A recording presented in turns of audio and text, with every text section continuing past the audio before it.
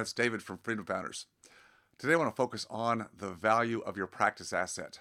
Your business or your practice asset is a key asset, obviously, in your life, your career for creating active income, the income that you produce from that business or that practice to provide for your family's lifestyle, to provide for investment capital, retirement capital, provide for your special needs that you may have during your life. That's the engine that drives everything.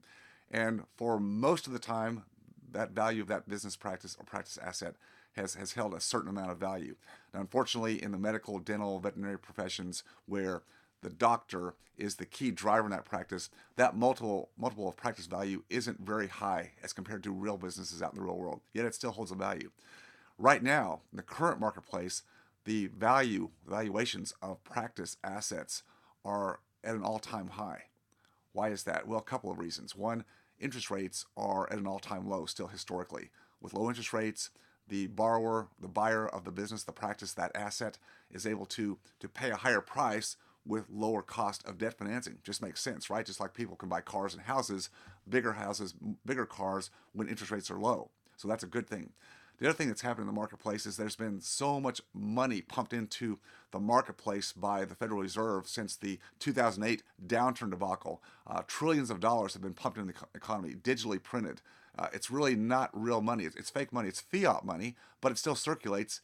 And what that's caused is a lot of money's gone to Wall Street, and Wall Street is looking for bargains, and the medical and dental arena is where they have put a lot of their money. You know what I'm talking about, the corporate clinics, the consolidations, the roll-ups of practices by the big companies, Heartland, Pacific, Aspen. You can just go down the line. They're big out there today and will continue to be big.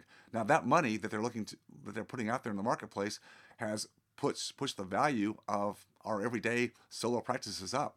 At least most of them, but that's not going to last. This window of opportunity where our practice values have been relatively high can't last forever. Nothing lasts forever. And too many people don't understand that. They think, well, I'm good. If you're in a position where it might be time to take some equity off the table, to sell your practice or sell part of it in partnerships, I think now, the next year or two, would be a good time. Now, if that's not you and you're early in practice, then put that aside. This message is not for you. But if you can build a practice and bring in partners or sell that practice because you're ready to take your foot off the pedal, you're probably going to get the highest valuation right now or in the next 6, 12, 18, maybe 24 months. My crystal ball is not magic. As interest rates start to go up, and they will, that means the valuations of any kind of asset that is debt financed, and of course practices are, that those valuations will start to come down because the banks won't lend. The banks lend on cash flow. If too much cash flow is being sucked up by interest rates, your buyer can't pay as high a price. Those values will come down. As the corporate consolidation slows down and the big corporations in dentistry stop acquiring practices because they've got all they want, and they will start to open their own. In fact, insurance companies, the big insurance companies in medicine and dentistry, are now combining forces with the corporate entities, and they're starting to go together to build their own freestanding clinics, just like Walgreens and CVS. They're not going to need the solo practitioner's practice anymore. So those are two things to keep in mind. Remember, if you're at a point where you could take some equity off the table, this might be a time to think about doing that. If not, keep focusing on your freedom. That's my message for today. I'll see you next time.